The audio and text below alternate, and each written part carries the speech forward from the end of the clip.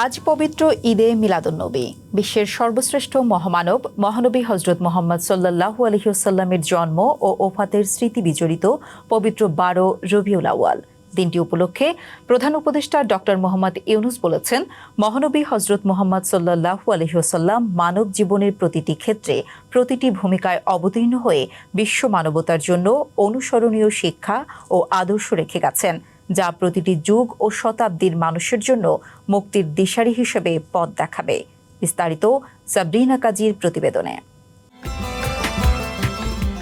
সোমবার পবিত্র ঈদে মিলাদুন্নবী উপলক্ষে দেয়া এক বক্তব্যে প্রধান উপদেষ্টা ডক্টর মোহাম্মদ ইউনূস জানান, বিশ্বের সর্বশ্রেষ্ঠ মহামানব, বিশ্ব মানবতার মুক্তির দিশারি মহানবী হজরত মুহাম্মদ সাল্লাল্লাহু আলাইহি ওয়াসাল্লামের জন্ম ও ওফাতের পবিত্র স্মৃতি বিজড়িত ১২ রবিউল আউয়াল ঈদে মিলাদুন্নবী বিশ্ববাসী, বিশেষত মুসলমানদের জন্য অত্যন্ত পবিত্র ও মহিমান্বিত দিন। এই উপলক্ষে আমি বাংলাদেশ সহ বিশ্বের সব মুসলিম উম্মাকে আন্তরিক মোবারকবাদ জানাচ্ছি। প্রধান উপদেষ্টা জানান, মহান আল্লাহ রব্বুল আলামিন হজরত মুহাম্মদ সাল্লাল্লাহু আলাইহি ওয়াসাল্লামকে বিশ্বজগতের হেদায়েত ও নাজাতের জন্য রাহমাতুল্লিল আলামিন তথা সারা জাহানের রহমত হিসেবে প্রেরণ করেছেন। নবী করিম সাল্লাল্লাহু আলাইহি ওয়াসাল্লাম সম্পর্কে পবিত্র কোরআনে মহান আল্লাহ বলেছেন, হে নবী, আমি আপনার সমগ্র বিশ্ব জগতের জন্য কেবল রহমত রূপে প্রেরণ করেছি। সূরা আল আম্বিয়া আয়াত ১০৭। মুহাম্মদ সাল্লাল্লাহু আলাইহি ওয়াসাল্লাম এসেছিলেন তাওহীদের মহান বাণী নিয়ে। সব ধরনের কুসংস্কার, অন্যায়, অবিচার, পাপাচার ও দাসত্বের শৃঙ্খল ভেঙে মানব সত্তার চিরমুক্তি, শান্তি, প্রগতি ও সামগ্রিক কল্যাণের বার্তা নিয়ে এসেছিলেন তিনি। বিশ্ববাসীকে তিনি মুক্তি ও শান্তির পথে আসার আহ্বান জানিয়ে অন্ধকার যুগের অবসান ঘটিয়েছিলেন এবং সত্যর আলো জ্বালিয়েছেন। ডক্টর মোহাম্মদ ইউনূস জানান, আজকের দ্বন্দ্ব সংঘাতময় বিশ্বে মহানবী সাল্লাল্লাহু আলাইহি ওয়াসাল্লামের অনুপম জীবনাদর্শ, তার সর্বজনীন শিক্ষা ও সুন্নাহর অনুসরণ এবং ইবাদতের মাধ্যমে বিশ্বের শান্তি, ন্যায় ও কল্যাণ নিশ্চিত হতে পারে বলে আমি মনে করি।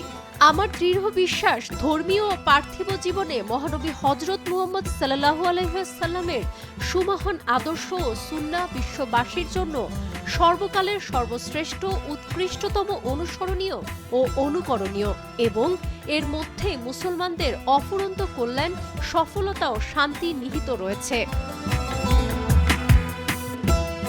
প্রধান উপদেষ্টা পবিত্র ঈদে মিলাদুন্নবী উপলক্ষে দেশ, জাতি ও মুসলিম উম্মাহ তথা বিশ্ববাসীর শান্তি, মঙ্গল ও সমৃদ্ধি কামনা করে বলেন, মহান আল্লাহ আমাদের সবাইকে মহানবী সাল্লাল্লাহু আলাইহি ওয়াসাল্লামের সুমহান আদর্শ ও সুন্নাহ যথাযথভাবে অনুসরণের মাধ্যমে দেশ, জাতি ও মানবতার কল্যাণে কাজ করার তৌফিক দান করুন। চলতি সেপ্টেম্বর মাসের প্রথম ১৪ দিনে দেশে বৈধ পথে ব্যাংকিং চ্যানেলে ১১৬ কোটি ৭২ লাখ মার্কিন ডলার রেমিটেন্স পাঠিয়েছেন প্রবাসীরা। প্রতি ডলার ১২০ টাকা ধরে দেশীয় মুদ্রায় যার পরিমাণ দাঁড়ায় ১৪,০০০ কোটি টাকা। আগস্ট মাসে দেশে রেমিটেন্স এসেছে ২২২ কোটি মার্কিন ডলার। কেন্দ্রীয় ব্যাংকের প্রকাশিত হালনাগাদ প্রতিবেদন থেকে এসব তথ্য জানা গেছে। বিস্তারিত জানাচ্ছেন ময়ূখ ইসলাম। কেন্দ্রীয় ব্যাংকের তথ্য পর্যালোচনা করে দেখা গেছে, সেপ্টেম্বর মাসের ১৪ তারিখ পর্যন্ত দেশে যে পরিমাণ রেমিটেন্স এসেছে, এর মধ্যে রাষ্ট্রায়ত্ত ব্যাংকগুলোর মাধ্যমে ২৯ কোটি ৭৩ লাখ ডলার, বিশেষায়িত একটি ব্যাংকের মাধ্যমে ৫ কোটি ডলার, বেসরকারি ব্যাংকগুলোর মাধ্যমে এসেছে ৮১ কোটি ৬৯ লাখ ৭০ হাজার ডলার এবং বিদেশি ব্যাংকগুলোর মাধ্যমে এসেছে ৩০ লাখ ডলারের রেমিটেন্স। গত আগস্ট মাসে দেশে রেমিটেন্স এসেছে ২২২ কোটি মার্কিন ডলার, দেশীয় মুদ্রায় যার পরিমাণ ২৬,৬৫৬ কোটি টাকা। ২০২৪-২৫ অর্থ বছরের প্রথম মাস জুলাইয়ে দেশে ১৯১ কোটি ৩৫ লাখ ৮০ হাজার মার্কিন ডলার রেমিটেন্স এসেছিল, যা আগের ১০ মাসের মধ্যে ছিল সর্বনিম্ন। এর আগে ২০২৩ সালের সেপ্টেম্বরে রেমিটেন্স এসেছিল ১৩৩ কোটি ডলার।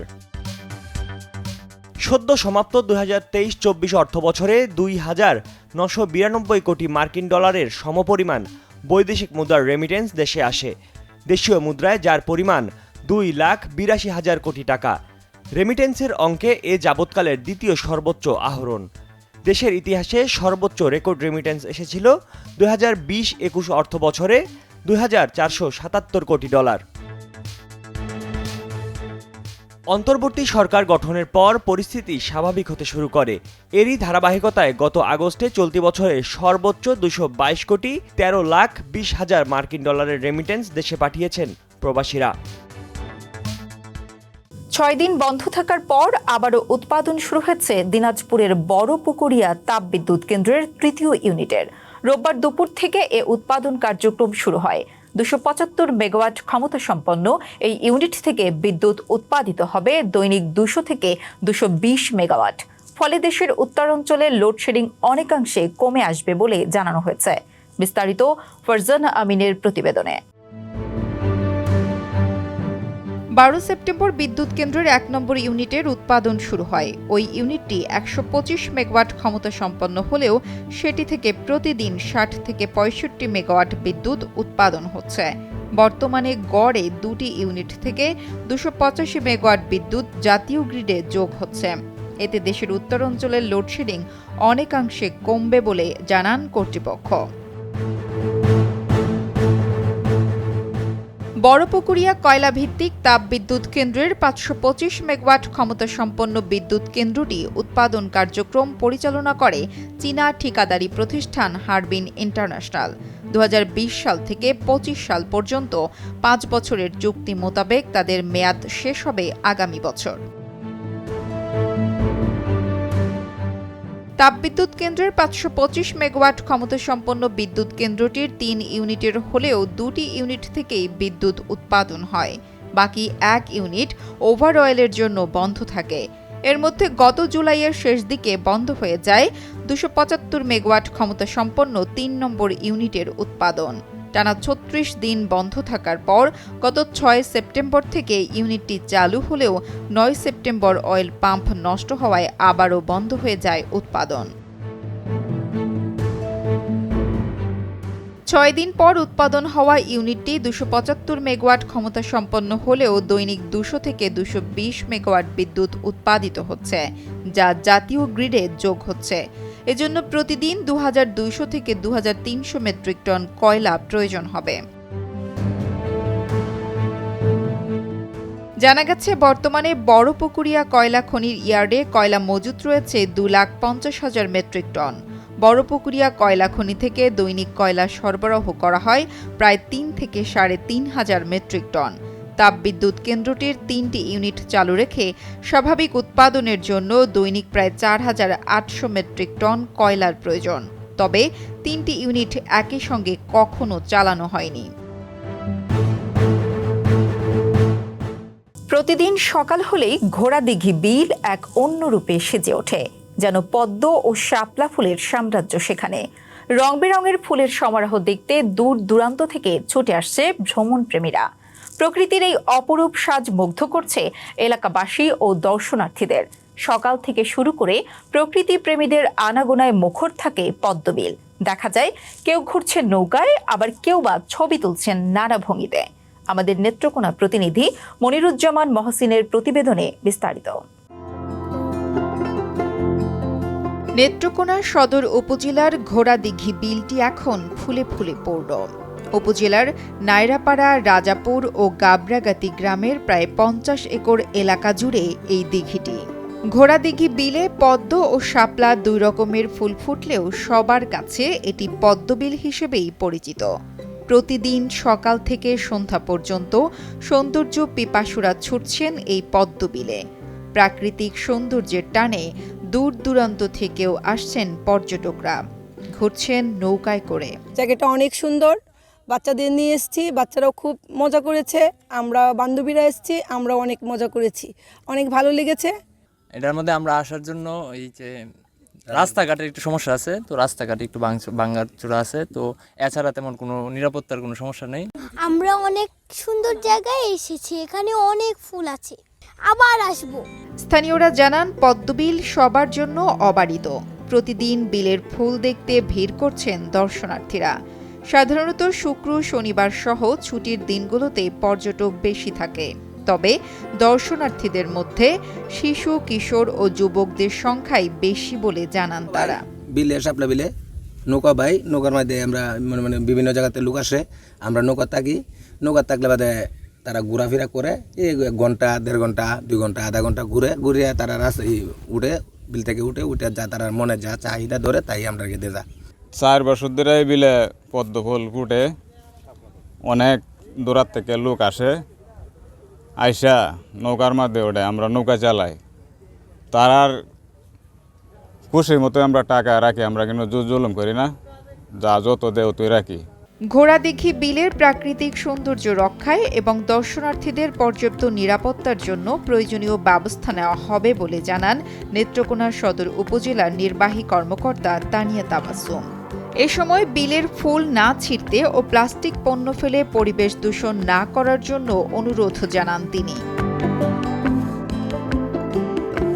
একটি অঞ্চলে যদি কোনো পর্যটন গুরুত্ব বাড়াতে হয় সেটার সাথে অবকাঠামো, নিরাপত্তা এবং সার্বিক সরকারি বেসরকারি সকল পৃষ্ঠপোষকতারই প্রয়োজন হয়। আপনারা ইতিমধ্যে বললেন যে এখানে যারা স্থানীয় ব্যক্তিবর্গ যারা আছে, যাদের জমি বা যাদের সম্পত্তির আশপাশ দিয়ে যেই বিলগুলোতে ফুলগুলো ফুটে, তো তারা আসলে নিজেরাও আগ্রহী, এটা অবশ্যই সাধুবাদ জানানোর মতো। স্থানীয়ভাবে চাহিদা থাকে এবং সকলের যদি উদ্যোগের সাথে যদি সরকারের কোনো সমন্বয়ের প্রয়োজন হয়, যদি এলাকা থেকে স্থানীয়ভাবে কোনো চাহিদা আসে, অবশ্যই আমরা সহযোগিতা করব। এর বাইরে যে অবকাঠামোর বিষয়গুলো, এটি নিয়মিত উন্নয়নের পাশাপাশি হয়তো স্পেশাল কিছু আমরা নজরদারিতে রাখবো। নিরাপত্তার বিষয়গুলো আমরা স্থানীয় যা আইন শৃঙ্খলা বাহিনী এবং যারা জনপ্রতিনিধি এবং জনগণ আছেন সকলের সাথে আলোচনা করে এই পর্যটকদের নিরাপত্তার বিষয়গুলো আমরা নিশ্চিত করব। জানা গেছে ঘোড়াদিঘির এই পদ্মবিলে নৌকা চালিয়ে জীবিকা নির্বাহ করছেন স্থানীয় অনেকে। এতে আর্থিকভাবে লাভবান হচ্ছেন তারা। বলছেন প্রতি বছর বর্ষা শুরুর পর 3 মাস পর্যটক আসায় ভালোই আয় করেন। পাশাপাশি স্থানীয় যুবকরাও আয় করেন ফটোগ্রাফি করে। ঘুরতে আসা দর্শনার্থীদের ছবি তুলে দিয়েও তারা খুঁজে নিচ্ছেন উপার্জনের পথ। বাংলাদেশের রাজনীতিতে যে 3টি বড় গণঅভ্যুত্থানের মাধ্যমে রাজনীতির বাঁক বদল ঘটেছে, তার সবগুলোতে লাভবান হয়েছে বিএনপি। এই 3টি ঘটনা ঘটেছে 1975 সাল, 1990 এবং 2020 সালে। গণঅভ্যুত্থানের মাধ্যমে জিয়াউর রহমান ক্ষমতায় এসে বিএনপি প্রতিষ্ঠা করেছেন। আরেকটি গণঅভ্যুত্থানের পরে নির্বাচনের মাধ্যমে ক্ষমতায় এসেছে এবং সবশেষ 2024 গণঅভ্যুত্থানের মাধ্যমে ক্ষমতায় আসার সম্ভাবনা তৈরি হয়েছে। বিস্তারিত জানাচ্ছেন মাজহারুল আলম। গণঅভ্যুত্থানের মাধ্যমে বিএনপি যে লাভবান হয়েছে তা বলার অপেক্ষা রাখে না। 1975 এবং 1990 সালেই গণঅভ্যুত্থানের ফসল ঘরে তুলেছিল বিএনপি। এবার দলটির সামনে আরও একটি সুযোগ তৈরি হয়েছে। বিশ্লেষকরা বলছেন, দুটো গণঅভ্যুত্থানের পরে রাজনৈতিক শূন্যতার সুবিধা পেয়েছে দলটি। প্রতিটি ক্ষেত্রে রাজনৈতিক শক্তি হিসেবে আওয়ামী লীগ অত্যন্ত নেতিবাচক হিসেবে পরিচিতি পেয়েছে জনগণের কাছে। রাজনৈতিক বিশ্লেষক ও লেখক মহিউদ্দিন আহমদ জানান, জনরোষের ফলে যে সরকার পরিবর্তন হয়েছে সেটার রাজনৈতিক ফসল বিএনপি ঘরে তুলেছে। সিপাহী জনতার অভ্যুত্থান 1975 ইতিহাস পর্যালোচনা করলে দেখা যায় 1975 সালে শেখ মুজিবুর রহমানকে হত্যার আগে দেশের রাজনৈতিক পরিস্থিতি নিয়ে অনেকের মনে মারাত্মক অসন্তোষ ছিল। একদলীয় শাসন ব্যবস্থা, যেটি বাকশাল হিসেবে পরিচিত, প্রবর্তনের মাধ্যমে মুজিব বিরোধী মনোভাব প্রবল হয়ে ওঠে। আমেরিকান পাবলিক ইউনিভার্সিটি সিস্টেমের শিক্ষক সাইদ ইফতেখার আহমেদ জানান, বাংলাদেশের রাজনীতিতে আওয়ামী লীগ তখন অত্যন্ত নেতিবাচক হিসেবে প্রতিভাত হয়েছিল। শেখ মুজিবুর রহমানকে হত্যার পর তৎকালীন বাংলাদেশে পরিষ্কার রাজনৈতিক শূন্যতা তৈরি হয়েছিল। সেটি পূরণ করার জন্য বিশ্বাসযোগ্য ও জনপ্রিয় কোনো দল ছিল না। যেসব রাজনৈতিক দল ছিল তাদের জনভিত্তি ততটা শক্ত ছিল না। হত্যাকাণ্ডের মাধ্যমে শেখ মুজিবুর রহমান ক্ষমতাচ্যুত হবার পরে বিএনপি নামক কোনো রাজনৈতিক দলের অস্তিত্ব ছিল না। তখন ক্ষমতায় এসেছিলেন খন্দকার মোশতাক আহমেদ, যিনি আওয়ামী লীগেরই নেতা ছিলেন। তবে সামরিক কর্মকর্তা হিসেবে জিয়াউর রহমান সেনানিবাসের বাইরেও অনেকের কাছে পরিচিত ছিলেন। 1975 সালের 3রা নভেম্বর মেজর জেনারেল খালেদ মোশাররফের নেতৃত্বে বিদ্রোহ হয়। খালেদ মোশাররফের এই অভ্যুত্থানকে ভারতীয় আধিপত্যবাদের একটি ষড়যন্ত্র বলে আখ্যায়িত করে মুজিব বিরোধীরা। ভারতীয় চক্রান্তের গুজব ঢাকায় ছড়িয়ে পড়ার সাথে সাথে মানুষের মনে দুশ্চিন্তা এবং সন্দেহ দেখা দেয়। 7 নভেম্বর দেশের বিভিন্ন সেনা ছাউনি থেকে সৈন্যরা ঢাকায় এসে পৌঁছায় এবং তাদের সাথে স্বতঃস্ফূর্তভাবে হাজার হাজার জনতা যোগ দেয়। এই অভ্যুত্থানের নেতৃত্ব দিয়েছিলেন তৎকালীন সাবেক সেনা কর্মকর্তা ও জাসদ নেতা কর্নেল আবু তাহের। প্রধানত তার পরিকল্পনায় জাসদের বিপ্লবী সৈনিক সংস্থা এই অভ্যুত্থানের নেতৃত্ব দেয়। লেখক ও গবেষক মহিউদ্দিন আহমদ বলছেন, তখন অনেকের ধারণা হয়েছিল যে আওয়ামী লীগ হয়তো ভারতের সহায়তা নিয়ে আবার ফিরে আসতে পারে। সেই আশঙ্কা কিংবা প্রেক্ষাপট 7 নভেম্বর কর্নেল আবু তাহেরের নেতৃত্বে সিপাহী জনতা বিদ্রোহ করে এবং জিয়াউর রহমানকে মুক্ত করে। ক্যান্টনমেন্টে আবু তাহেরের নিয়ন্ত্রণ বজায় থাকলেও বাইরে সিপাহী জনতার মিছিল এবং বিক্ষোভ সকাল 10টার আগেই জাসদের নিয়ন্ত্রণের বাইরে চলে যায়। মওদুদ আহমদ তার চলমান ইতিহাস বইতে লেখেন, সিপাহী জনতা জিয়া এবং মোশতাকের নামে স্লোগান দিয়ে ঢাকা শহর কাঁপিয়ে তোলে। সেদিন রাজধানীতে সিপাহী জনতার বিপ্লব ঘটে এবং ব্যাপারটা শেষ পর্যন্ত ভারত এবং আওয়ামী বিরোধী মনোভাবেরই বহিঃপ্রকাশ দেখা হয়। এরপর বন্দিদশা থেকে জিয়াউর রহমান ক্ষমতার কেন্দ্রে চলে আসেন। পর্যবেক্ষকদের অনেকেই মনে করেন 7 নভেম্বর বিদ্রোহ না হলে জিয়াউর রহমান রাজনীতিতে কতটা আসতেন কিংবা আসলেও কতটা সফল হতেন সেটি নিয়ে প্রশ্ন রয়েছে। 1977 সালের এপ্রিল মাসে আবু সাদাত মোহাম্মদ সায়েম রাষ্ট্রপতির দায়িত্ব জিয়াউর রহমানের কাছে দিয়ে পদত্যাগ করেন। রাষ্ট্রপতি হবার 1.5 বছরের মধ্যে রাজনৈতিক দল গঠন করেন জিয়াউর রহমান। এ সময় জিয়াউর রহমান যখন রাজনৈতিক দল গঠন করেন সেটা তৎকালীন বাংলাদেশে অনেকের কাছে ইতিবাচক মনে হয়েছিল, বলেন সাইদ ইফতেখার আহমদ। 1980-র দশকে তৎকালীন সামরিক শাসক এইচ.এম. এরশাদ ক্ষমতা থেকে সরানোর জন্য আওয়ামী লীগ ও বিএনপি আন্দোলন করে। তাদের সাথে অন্যান্য রাজনৈতিক দলও ছিল, কিন্তু দেখা গেল এরশাদের পতনের পরে 1991 সালে বাংলাদেশে যখন প্রথম গণতান্ত্রিক নির্বাচন অনুষ্ঠিত হয় তখন ক্ষমতায় আসে খালেদা জিয়ার নেতৃত্বে বিএনপি। রাজনৈতিক বিশ্লেষকরা মনে করেন এরশাদের শাসনামলে 1986 সালে অনুষ্ঠিত নির্বাচনে আওয়ামী লীগ অংশ নেবার কারণে জনগণের মধ্যে তাদের নিয়ে একটি নেতিবাচক ধারণা হয়। তখন এরশাদ বিরোধী বড় রাজনৈতিক দলগুলো একমত হয়েছিল যে স্বৈরাচার সরকারের আমলে কোনো নির্বাচন তারা অংশ নেবে না, কিন্তু সবাইকে হতবাক করে দিয়ে আওয়ামী লীগ 1986 সালে নির্বাচনে অংশ নিয়েছিল। নির্বাচনে অংশ নেবার বিষয়ে এইচ.এম. এরশাদ সরকারের সাথে তাদের একটি সমঝোতা হয়েছিল বলে জানা যায়। তখন এরশাদ সরকারের প্রভাবশালী মন্ত্রী ছিলেন মওদুদ আহমদ, যিনি পরবর্তীতে বিএনপিতে যোগ দিয়েছিলেন। তার লেখা চলমান ইতিহাস জীবনের কিছু সময় কিছু কথা 1983 থেকে 1990 বইতে এই বিষয়টি উঠে এসছে। বেগম খালেদা জিয়া নেতা হয়েছিলেন এরশাদ বিরোধী আন্দোলনের মধ্য দিয়ে। তিনি জিয়াউর রহমানের স্ত্রী হিসেবে নেতা হননি। জিয়াউর রহমানের স্ত্রী হিসেবে তিনি দলে এসেছিলেন, কিন্তু নেতা হয়েছিলেন আন্দোলনের মধ্য দিয়ে। এই ফসলটা তিনি ঘরে তুলেছিলেন 1991 সালে। 2024 সালের 5 আগস্ট ছাত্র জনতার অভ্যুত্থানের মুখে ক্ষমতা ছেড়ে শেখ হাসিনা পালিয়ে যাবার পরে যে দুটো রাজনৈতিক দল এখন পর্যন্ত সবচেয়ে লাভবান হয়েছে তারা হচ্ছে বিএনপি ও জামায়াত ইসলামী। শেখ হাসিনা পালিয়ে যাবার পরে বাংলাদেশের রাজনীতির মাঠ সক্রিয়ভাবে আওয়ামী লীগ বিরোধীদের দখলে চলে গেছে। বিশ্লেষকরা মনে করেন বিএনপি ও আওয়ামী লীগের বাইরে যদি আরেকটি কার্যকরী শক্তি থাকত তাহলে বিএনপি হয়তো বা এই সুবিধা পেত না। মহিউদ্দিন আহমদ বলেন, তবে বিএনপিকে চ্যালেঞ্জ করার মতো নতুন কোনো শক্তি আবির্ভূত হলে পরিস্থিতি কোন দিকে যাবে সেটি এখনই বলা মুশকিল। আজকের কালের কণ্ঠ সংবাদ এ পর্যন্তই। কালের কণ্ঠের সর্বশেষ সংবাদ পড়তে ভিজিট করুন www.kalerkontho.com। ফেসবুকে সংবাদের ভিডিও অনুষ্ঠান দেখতে ভিজিট করুন facebook.com/কালেরকণ্ঠ এবং facebook.com/কালেরকণ্ঠ-ডিজিটাল। আর ইউটিউবে সব ভিডিও স্টোরি দেখুন আমাদের ইউটিউব চ্যানেল কালের কণ্ঠ এবং কালের কণ্ঠ ডিজিটালে। সাথে থাকার জন্য ধন্যবাদ।